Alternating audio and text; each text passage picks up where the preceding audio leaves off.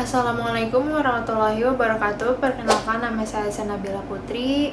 Saya dari kelas Pancasila P8U dengan NIM 2531405071111147. Dalam video singkat ini saya akan memberikan analisis dan tanggapan terhadap argumentasi Rocky Gerung mengenai Pancasila, khususnya klaim beliau bahwa tidak ada satupun sila yang asli Indonesia dan bahwa ateisme seharusnya diperbolehkan dalam kerangka Pancasila.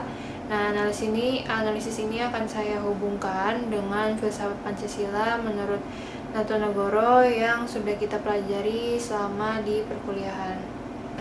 Rocky Gerung berpendapat bahwa Pancasila bukan murni berasal dari budaya Indonesia, melainkan banyak dipengaruhi pemikiran Barat. Contohnya monoteisme pada sila pertama, lalu juga ada humanisme pada sila kedua, demokrasi pada sila keempat, dan keadilan sosial pada sila kelima. Menurut beliau, kerangka Pancasila membuka ruang bagi kebebasan, berkeyakinan termasuk ateisme karena nilai kemanusiaan dan kerakyatan bersifat universal dan tidak menuntut keyakinan religius tertentu. Beliau juga menekankan bahwa sistem akademik Indonesia membatasi kemampuan mahasiswa untuk menguji dalil Pancasila secara kritis, sehingga muncul tesis yang menurutnya tidak mengembangkan pemikiran independen. Dari perspektif filsafat Pancasila, menurut Natonegoro, ada beberapa hal yang perlu diperhatikan. Yang pertama itu ada kesatuan sila secara hierarkis dan kualitatif. Pancasila tersusun secara piramidal, di mana sila pertama sebagai dasar ketuhanan menjadi fondasi bagi sila-sila berikutnya.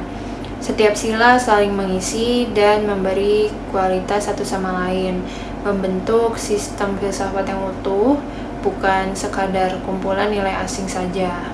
Lalu yang kedua ada justifikasi ontologis dan epistemologis. Pancasila ada secara nyata dalam kehidupan manusia Indonesia, berakar pada sejarah, tradisi, dan pengalaman sosial.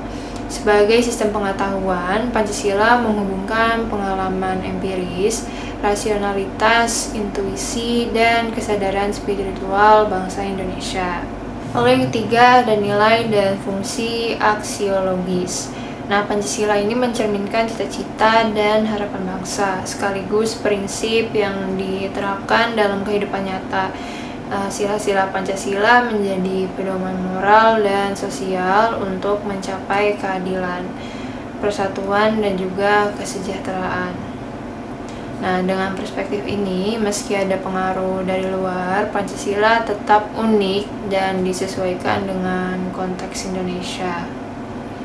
Nah, Rocky Gerung menekankan kebebasan berpikir dan pluralisme dan itu memang penting gitu. Namun Natonegoro menunjukkan bahwa Pancasila ini sebagai sebuah sistem filsafat itu memiliki fondasi logis, historis, dan etis yang jelas juga gitu.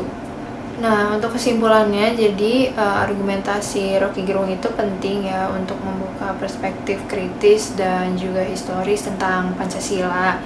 Namun melalui filsafat Pancasila Natonegoro, kita melihat Pancasila ini sebagai sistem nilai yang utuh dan adaptif, berakar pada pengalaman budaya dan identitas bangsa Indonesia.